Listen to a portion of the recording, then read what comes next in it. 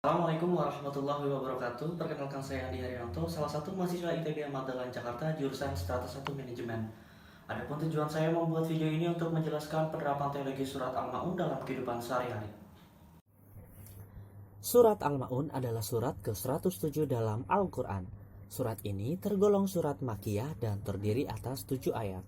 Kata Al-Ma'un sendiri berarti bantuan penting atau hal-hal berguna, diambil dari ayat terakhir dalam surat ini.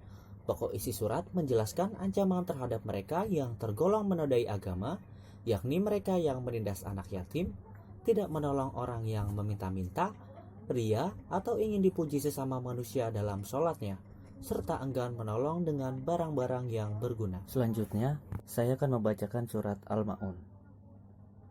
A'udzu billahi minasy syaithanir rajim. Bismillahirrahmanirrahim.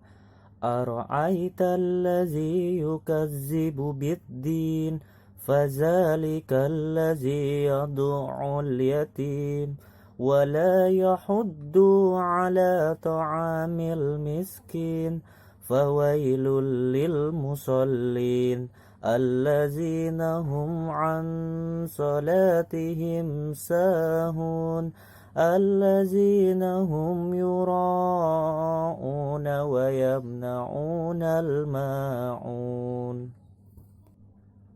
Tahukah kamu orang yang mendustakan agama?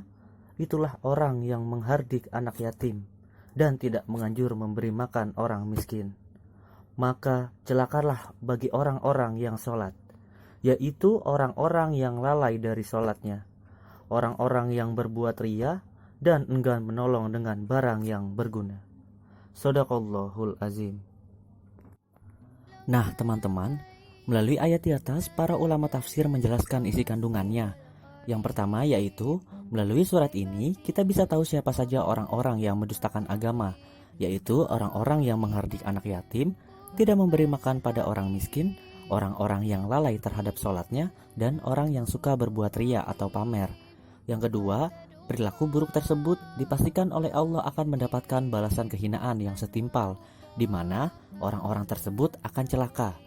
Yang ketiga, bagi orang-orang yang lalai terhadap sholatnya, lalai dari tujuan dan nilai-nilai sholat, mengerjakan sholat untuk dipuji orang atau ria, dan tidak mau membantu orang lain, maka mereka akan mendapatkan hukuman dari Allah Subhanahu wa Ta'ala.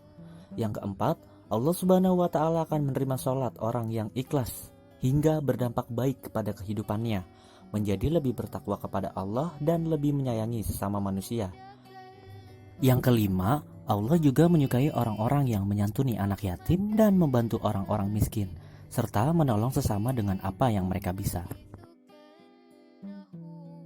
Penerapan teologi surat Al-Ma'un dalam kehidupan sehari-hari sangat banyak contohnya. Contohnya yang pertama, kita dapat membantu sesama kita. Dalam kondisi pandemi saat ini banyak orang yang mengalami kesulitan.